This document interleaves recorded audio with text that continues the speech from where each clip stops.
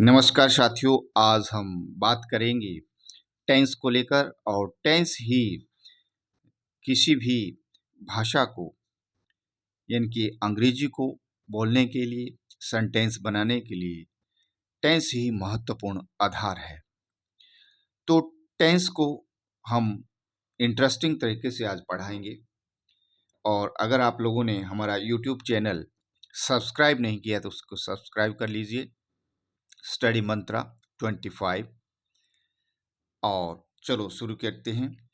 Tense tense को हम राजा मान लेते हैं और उस राजा की तीन संतानें हैं, प्रेजेंट, पास्ट और फ्यूचर। और इन तीन बच्चों के भी चार चार बच्चे हैं। प्रेजेंट के भी चार हैं, पास्ट के भी चार हैं और फ्यूचर के भी चार हैं। जैसे present indefinite, present continuous, present perfect और प्रेजेंट परफेक्ट कंटिन्यूअस। चार बच्चे प्रेजेंट के हैं। इसी तरह पास्ट के भी, पास्ट इंडेफिनिट, हम पास्ट सिंपल भी कहते हैं, पास्ट कंटिन्यूअस, पास्ट परफेक्ट और पास्ट परफेक्ट कंटिन्यूअस। इनके भी चार बच्चे हैं। इसी तरह फ्यूचर के भी चार बच्चे हैं। जैसे मान लीजिए future indefinite, future continuous, future perfect और फ्यूचर परफेक्ट कंटिन्यूअस। ये तीनों के चार चार बच्चे हैं। अब इन चार बच्चों ने, सभी बच्चों ने ये डिसाइड किया कि हम अपने आधार पर अपना काम करेंगे। तो प्रेजेंट इंडेफिनिट ने डिसाइड किया कि मैं डू और डज और इज, एम, आर और हैज, हैव और हैज, हैव प्लस बीन से अपना काम चला लूंगा। उसी के आधार पर मैं अपने कार्य को अंजाम दूंगा। और इसी तरह पास्ट ने कहा कि मैं डिड, वाज, वर, हैड और हैड बीन से अपना काम चला लूंगा। और इसी तरह फ्यूचर ने कहा कि विल बी, विल हैव और विल हैव बीन से अपना काम चला लूंगा। और इनमें जो प्रेजेंट इंडेफिनिट होगा उसमें वर्ब की फर्स्ट फॉर्म का प्रयोग किया जाएगा और पास्ट में वर्ब की सेकंड फॉर्म का प्रयोग किया जाएगा।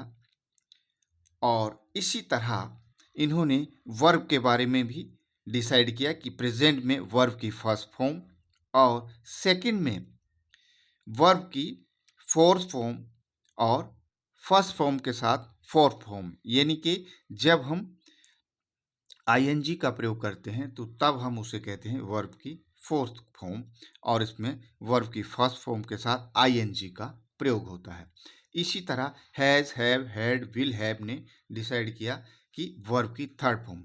कहीं भी आपको सेंटेंस में has, have, had, will have दिखाई देता है तो वहाँ वर्ब की थर्ड फॉर्म लगेगी। और कहीं भी आपको is, am, are, was, were, will, be दिखाई देता है तो उसमें वर्ब की फर्स्ट फॉर्म के साथ आईएनजी का प्रयोग होता है। और इसी तरह जो है वो परफेक्ट इन कंटिन्यूअस में भी वर्ब की फोर्थ फॉर्म का प्रयोग यानी कि आईएनजी का प्रयोग करेंगे। तो इसलिए इस तरह से आप समझ गए होंगे कि किस तरह से प्रेजेंट ने डू और डज, वर्ब की फर्स्ट फॉर्म, पास्ट ने डिड और वर्ब की सेकंड फॉर्म, और इसी तरह फ्यूचर इंडेफिनिट में विल और वर्ब की फर्स्ट फॉर्म का प्रयोग। तो इस तरह से इन चारों बच्चों ने अपना अपना काम करने का तरीका बांट लिया और इसी आधार पर हम अपने सेंटेंस को भी फॉर्म करते हैं। अब बात आती है प्रेजेंट कंटिन्यूअस की। और इस एक सेंटेंस को कैसे फॉर्म करते हैं, पहले सब्जेक्ट, फिर हेल्पिंग वर्ब, फिर वर्ब और फिर ऑब्जेक्ट आता है, तब एक पूरा सेंटेंस बनता है। तो प्रेजेंट में क्या है, प्रेजेंट कंटिन्यूअस में इज, एम, आर और प्लस वर्ब की फर्स्ट फॉर्म और आईएनजी का प्रयोग होता है। और इस सेंटेंस का पता कैसे चलता है, मान लीजिए कोई काम चल रहा है, मैं यह कार्य कर रहा हूं, तो ये प्रेजेंट कंटिन्यूअस में आएगा। और इसी तरह अब पास्ट कंटिन्यूअस में वाज और वर, कहीं भी आपको सेंटेंस में वाज और वर दिखाई दे तो समझ लीजिए कि वहाँ वो सेंटेंस पास्ट कंटिन्यूअस है और इसमें भी वर्ब की फर्स्ट फॉर्म और प्लस आईएनजी का प्रयोग होता है। और इस शब्द का पता लगाने के लिए जहाँ काम चल रहा था, अगर इस तरह का हमें कहीं भी दिखाई देता है तो वो पास्ट कंटिन्यूअस सेंटेंस होगा और वहाँ हम प्रयोग करेंगे वाज और वर का। और इसी तरह फ्यूचर में, फ्यूचर कंटिन्यूअस में भी विल बी हेल्पिंग वर्ब रहेंगे, विल बी और वर्ब की फर्स्ट फॉर्म के साथ आईएनजी का प्रयोग होगा।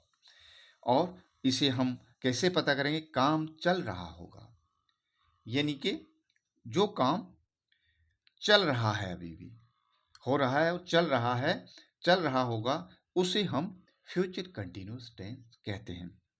तो यानी कि आपको ये समझ आ गया होगा कि प्रेजेंट कंटिन्यूअस में इज एम आर वर्ब की फर्स्ट फॉर्म प्लस आईएनजी, यानी कि जहाँ काम कोई भी कार्य चल रहा है, वहाँ हम इस तरह की वर्ब की फर्स्ट फॉर्म के साथ आईएनजी का प्रयोग करेंगे।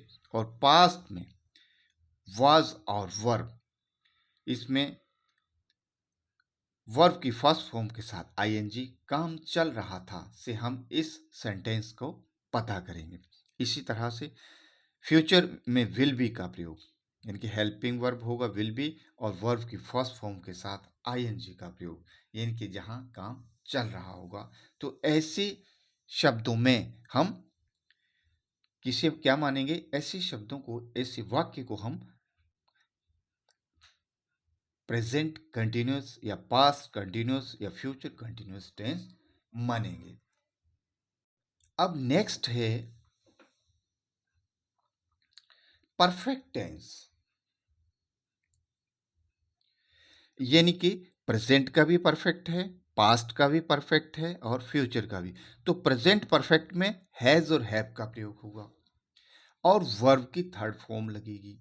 और इस सेंटेंस को, और सेंटेंस वैसे ही फॉर्म होगा जैसे सब्जेक्ट, हेल्पिंग वर्ब, वर्ब और ऑब्जेक्ट, तब एक पूरा वाक्य फ्रेम होगा। और इसे हम कैसे ज्ञान, जैसे काम खत्म हो चुका है या शुरू हो गया है, तो ऐसे वाक्य जो हैं वो किसके अंतर्गत आते हैं? प्रेजेंट परफेक्ट के अंतर्गत आते हैं। और इसी तरह पास्ट में हेल्पिंग वर्ब होगा हैड, हैज और हैव किस में चेंज हो जाएगा? हैड में। और वर्ब की थर्ड फॉर्म का प्रयोग होगा।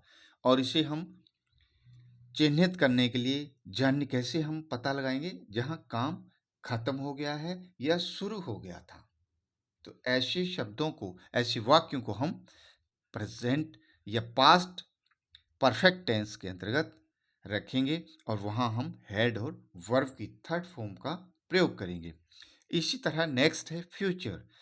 फ्यूचर टेंस में विल हैव, यानी कि जो हेल्पिंग वर्ब है वो रहेगा विल हैव और वर्ब की थर्ड फॉर्म का प्रयोग होगा।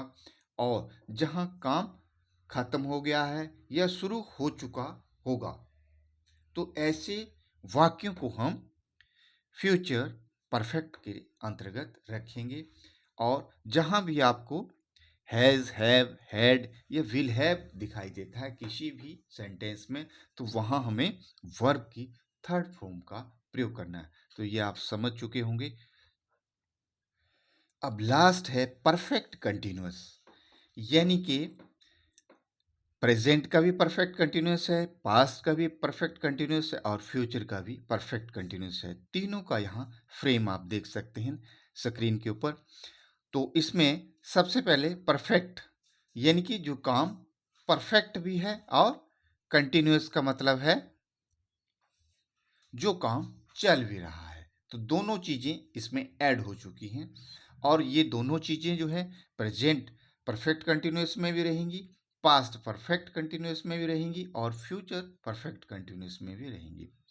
जैसे प्रेजेंट परफेक्ट कंटिन्यूअस में हैज और हैव प्लस बीन का प्रयोग हुआ हेल्पिंग वर्ब में, और वर्ब की फर्स्ट फॉर्म के साथ आईएनजी का प्रयोग होगा। और इसे कैसे पता करेंगे कि ये प्रेजेंट परफेक्ट कंटिन्यूअस है? से काम चल रहा है कई दिनों से, इसमें समय का, टाइम का और जिसमें अगर आपको टाइम का पूरा पता है तो उसमें सेंस, और पता नहीं है कब से यह काम चल रहा है तो वहाँ फॉर का प्रयोग होता है।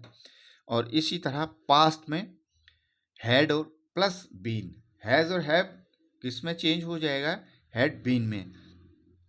और इसी तरह वर्ब की फर्स्ट फॉर्म के साथ आईएनजी, यानी कि कंटिन्यूस में जो आईएनजी जो हेल्पिंग वर्ब है उसका प्रयोग यहाँ किया जाएगा। और इसका हम पता कैसे करेंगे, से काम चल रहा था, यानी कि पास्ट में यह काम कई दिनों से चल रहा था। और तो ऐसे वाक्यों को हम पास्ट परफेक्ट कंटिन्यूस के अंतर्गत रखेंगे और वहां प्रयोग करेंगे हैड प्लस बीन का, हैड बीन। और इसी तरह फ्यूचर परफेक्ट कंटिन्यूस जिसमें विल हैव प्लस बीन का प्रयोग होगा, इसमें उसमें भी सेंटेंस वैसे ही फॉर्म होगा जैसे सब्जेक्ट, हेल्पिंग वर्ब, वर्ब और ऑब्जेक्ट। तो इसमें भी वर्ब की फर्स्ट फॉर्म के साथ आईएनजी का प्रयोग होगा। जैसे इसको हम पहचानेंगे कैसे, से काम चल रहा होगा, कई दिनों से काम चल रहा होगा। तो ऐसे वाक्य अगर कहीं सेंटेंस आपको कहीं दिखाई दे तो वहां हम प्रयोग करेंगे विल हैव प्लस विन का, और वर्ब की फर्स्ट फॉर्म के साथ आईएनजी का प्रयोग करेंगे। तो ये आप समझ चुके होंगे, परफेक्ट और कंटिन्यूस के दोनों का मिला जुला रूप इन तीनों के सेंटेंस में देखा जा सकता है।